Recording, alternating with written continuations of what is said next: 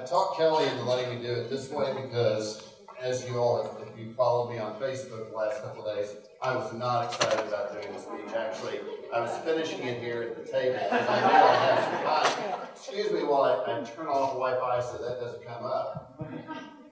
Need help? Yes. Dad, can you come up here and help?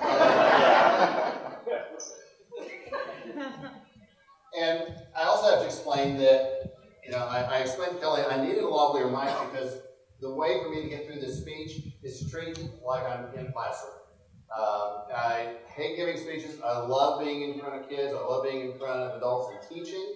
And I almost turned this into a Photoshop class because I made it through that a whole lot easier than I could standing up here doing this. But the other thing I've got is note cards. And this is actually how I started my teaching career. When I started teaching photography, I had to write down what I was going to say on note cards because when I'd lecture to each of my photo classes, if I didn't write down everything, then one of the classes would end up missing questions on the test because I forgot to cover that part of it in my lesson with that particular class. So I'm going to use my note cards, and I've got my little remote here so that I can show you. I had to include math in the slideshow. So I'm going to start by telling you just a little bit more about me. I appreciate Linda and all the presentations, but let me tell you a little bit more. It started there. Now, I didn't even tell you, this is going to be the shortest Carl Towley speech in history, because I have a slideshow to get ready for tomorrow morning, and with the number of write-off kids that we have, I've got a little bit of work to do, and I'd like to have dinner tonight. So I'm going to try to make this fairly short, but that's me in 7th grade, and I want you to know that our family moved originally from South Texas, but moved to Pittsburgh, Pennsylvania, and in 7th grade, we moved back to Arlington, Texas. And so here I was, brand new school, brand new kid, entering 7th grade, and I was styling. Now, who wouldn't want to be a friend of that guy right there? Well, 7th grade wasn't exactly as great as I would have hoped it would be, but what I did get really lucky with was my 7th grade reading teacher, Mrs. Hill. And she recognized that I needed a place to have home, or to call home. And so even though the deadline had already passed, she talked the yearbook advisor into allowing me on the staff at the beginning of the 8th grade year. And in the 8th grade, I decided that I was going to teach photography. Now, what I always told my students was that the reason I became a teacher was because, again, as Linda said, I have 2 sisters and a brother who are all younger than me, and they just never listened to the advice that I knew they needed. And I told my students the reason I became a teacher was because I knew that if I was going to be testing them over it, they wouldn't have to listen to what I had to say. It didn't always work that way, but I did my best. Now, when I got to high school, doesn't this look like every yearbook advisor you've ever seen?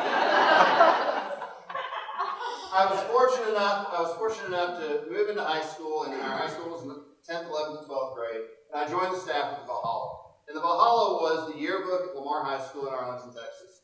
And it was led by our advisor, Teresa Clover. And she did so much to inspire what I became as a teacher. She's still a great friend on Facebook. And it was just a great opportunity to really make sure that there was a home. And I think that's what's great about yearbook and newspaper staffs and publication rooms, is the fact that it is a home. I've always told people that, yearbook or publication rooms in band is probably the 2 best places to be in a school, because if you want to have a family, that's the place to go. And it was certainly true in this, and as you can see, she always brought a great sense of humor to her classroom as well. But unfortunately, at the end of my junior year, she announced that she was leaving. Her husband was getting transferred, so she left. She left the classroom, the yearbook, the newspaper, with 2 co-editors for my senior year. I was co-editor with another person with the yearbook, and there were co-editors for the newspaper, with a brand new journalism teacher, fresh out of SMU, had never taught before. And she came into a room.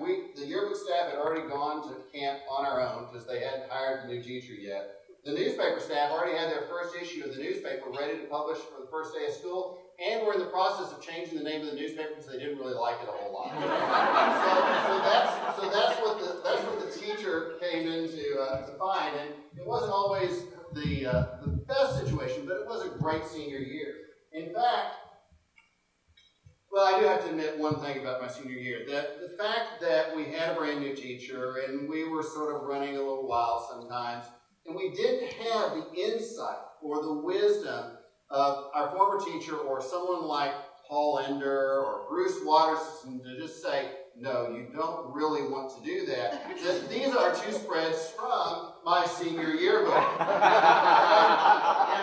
I think the student life section has every single possible color that the printer could provide to us as the background. It didn't really matter what the other pictures were. And you'll notice there's a little bit of blue cast in the photographs because we decided, for some strange reason, we needed to print our own color photographs. So in the dark room, we tried to figure out how to print color, and we'd never really done that before. And every single photograph in that book has a strong blue cast to it. But we were proud of ourselves, and we made it through the year and managed to survive. And even though I was co-editor, it was really important for me. Again, as Linda said, sometimes I needed to be able to sort of control things. And so, even though I was the co-editor, I still photographed a lot. And I learned one of my best lessons, which is, I was the Jewish mother of my journalism staff, or my yearbook staff. Yield was one of the best ways to get the photographers to go out and cover what they needed to cover. And sometimes I would do it. That was actually senior prom, and my date was my camera. My friend had to for my flash so that that is my senior prom. So I went off to college, still styling, okay, and I ended up at this great place called East Texas State University. Tiny little town with a tiny little college, but a strong, very strong photo program. And it was a wonderful opportunity because I got to meet great friends. I got to, we'd sit there and we'd solve all the problems of the world. We'd share our dreams with each other. And it's the perfect kind of place to go to school. It was a small enough college that you could walk across campus, and if you saw the president of the university, sometimes it was because you maybe done something you shouldn't have, he would at least know your name and be able to say hi to you, and it was just a great place. Now, I also worked with some great people. While I was there, I worked on the campus. There was a group of us that helped run our photo lab it was called the third floor, and in my senior year, we decided that it was time for us to have a show in the gallery. So the group of us got together, we collected all the work that we've been doing in class, but we needed that opening photograph for the show. And so I present to you, this is the slide that Bradley didn't include in the slideshow.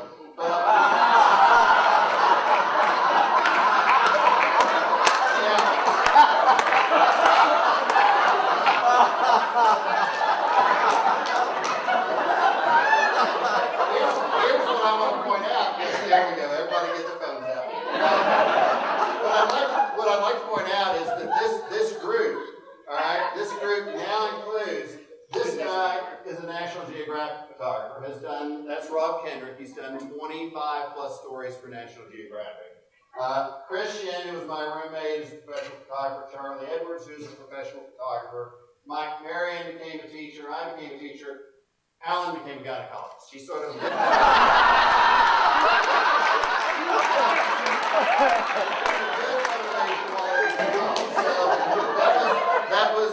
that was my college years.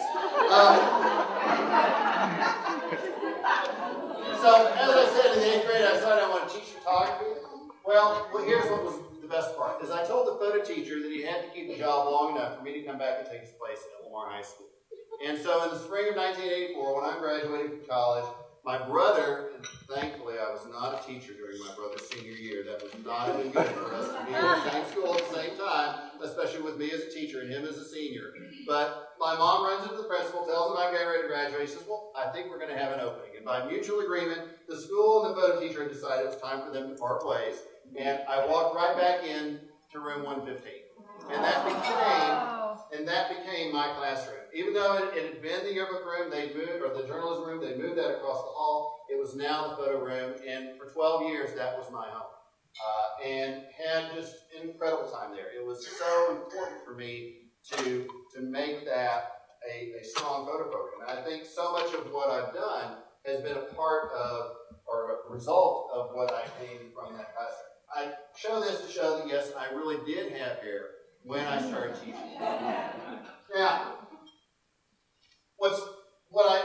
as we thought about, and as I got a lot of advice from people about what to talk about in this speech, what it really came down to is that, to me, this award is about sharing. It has always been something that I've learned, from my parents, from the rest of my family, from all of you, about the importance of sharing our ideas and our knowledge and our information. And to me, that's what this award represents. And so, first of all, I want to thank JEA and the board and the honors committee for selecting me for this incredible honor. My first reaction to Mark when he called was, I have to give a speech. I am truly honored, and I want to thank all of you for this honor. But I also need to recognize some specific people. And as a photographer, the one thing that everybody kept saying is, well, just show pictures. So what I did was I went back and pulled some photos of, some of you all, so don't be surprised when you see some of these pictures, about, some of the people that made a difference in who I am as a person, but also who have helped influence my need and my desire and my wish to share the ideas, the information, and the knowledge that I have with people. And so it starts with my family. All right, and I want to recognize, as you said, Dad stood, but Mom, I want you to stand so they can see you as well.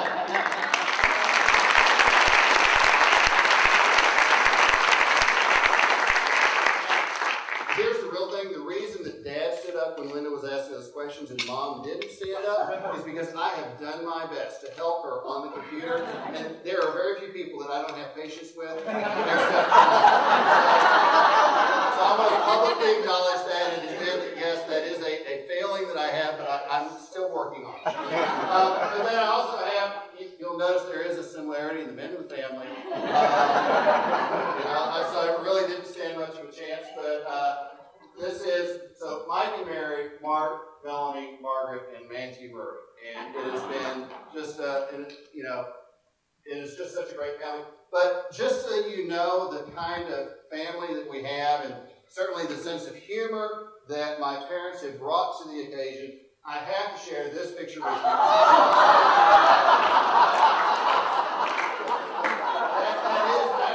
That is actually their plot in Platonia, Texas. They were going to fit.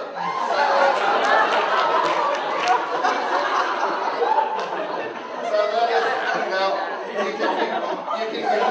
can get a sense of the sense of humor that our family, my sister Melanie, her favorite thing to do at dinner table was to crack some sort of jokes that I would actually spit milk out my nose during dinner. So we did have that kind of relationship. But there's also some other people that I need to thank as well. And that starts with this guy. And you all don't know him. This is Stan Godwin. He was actually my first college photo teacher.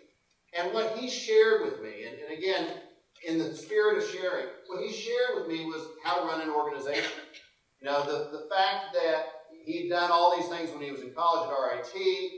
Again, he was in this little town in Commerce, Texas. But he really taught me about how you run an organization, how you get people involved, how you make an experience better for people by, sometimes being willing to spend a little bit of money or making sure that every little thing is taken care of. Now, I also have to tell you, and he loves sharing this story with my students, is that when I actually went to his class for the very first time as a brand new student in commerce, I blame it on the cafeteria food. We know what college cafeteria food can be like, but I actually threw up in his class. And I went running out of the classroom, and a couple of days later showed up in his office to apologize and introduce myself. And that's how we actually got to know each other. He loved telling that story to my students whenever I brought him around them. So I did my best to keep the students away. And there's always this guy. There's probably no one better than the godfather of journalism, Bobby Hawthorne. Now, I have to tell you this story. When I was in high school, the photographers actually published an underground newspaper. And it was tolerant, again, you saw the teacher, so she probably appreciated it and would laugh at it when she wasn't in front of anybody. It was basically, funny stories about making fun of the yearbook staffers and the newspaper staffers because we were the photographers and we were, the best ones. But we actually published 4 issues of it, including the last one, which is a 16-pager on a mimeograph machine. So it was a big deal to us. Not great writing, but always a lot of fun. So as a staff, we actually wrote to Bobby Hawthorne and asked if our publication could be a member of ILPC. Because we felt like, we were a student publication and we should have membership in the Interscholastic League press conference. The best part, Bobby wrote back. And actually, thanked us for asking if we wanted, to be a member, but also explaining that, if he allowed us to join, he'd have to let everyone join, and he really couldn't have that kind of organization for the state of Texas. And to this day, he is still one of my best friends.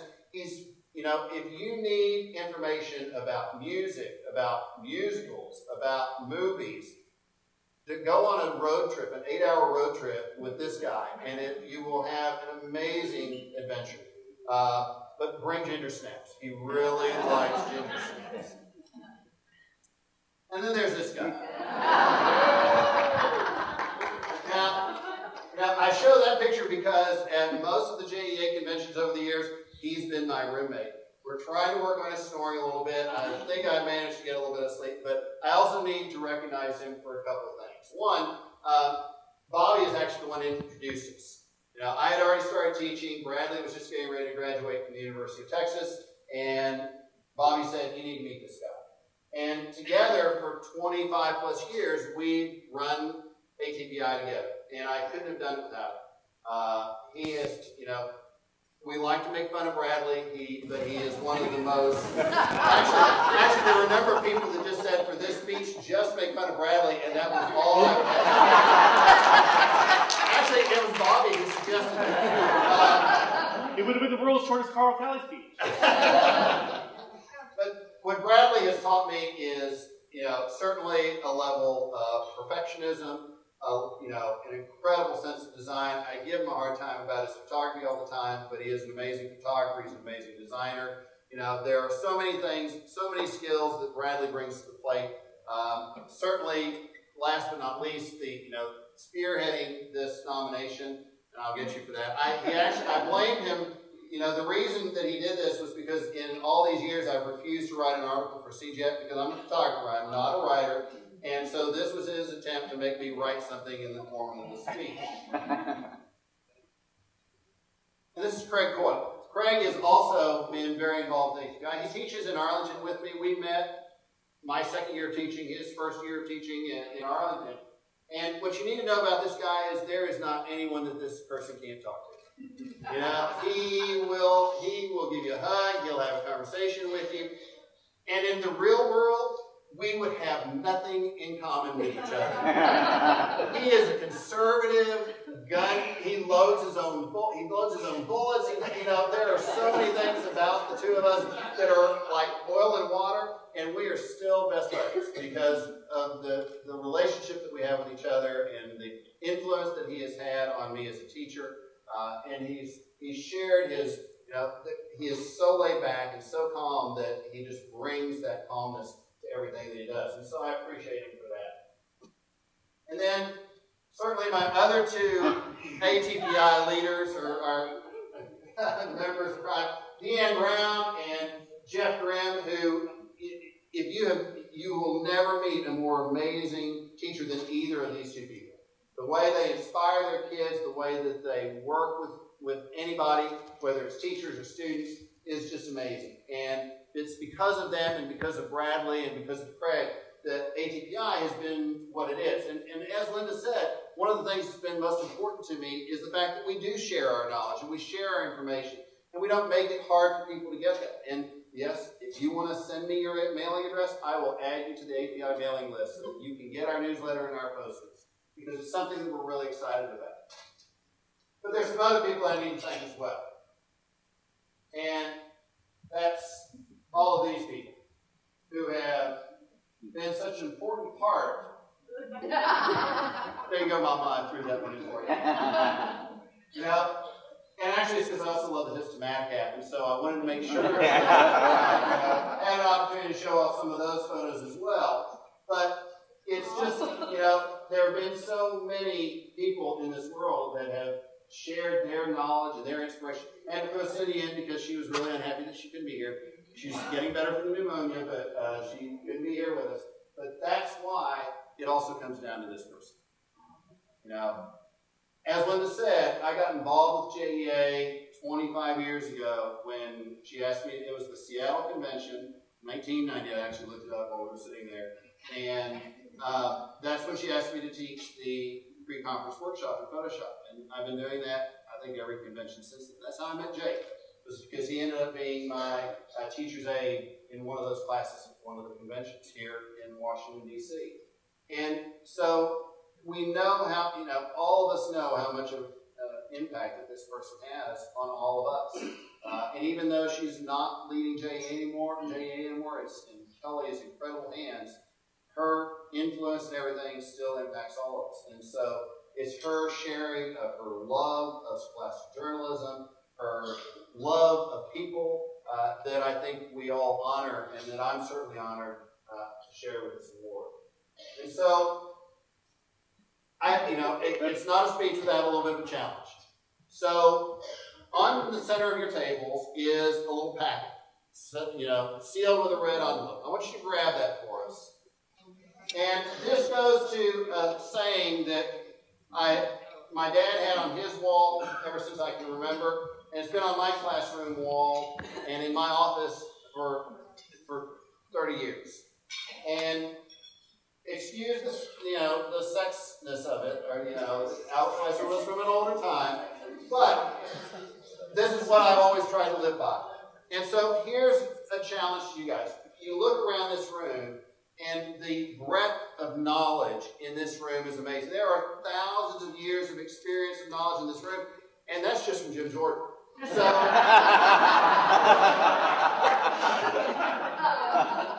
So the thing that makes JEA such an incredible organization is the fact that all of us are so willing to share of our time and our knowledge and our experience.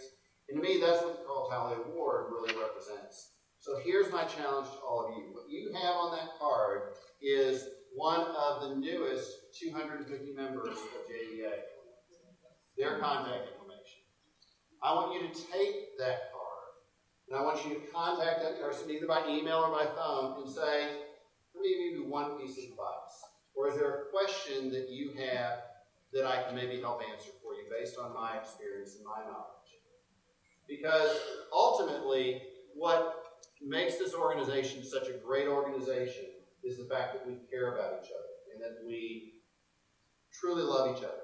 And this card is our way of getting that beyond the four walls of this room and making a difference, as the saying says, bringing forth the textures and colors of others because of our impact. So, again, any questions?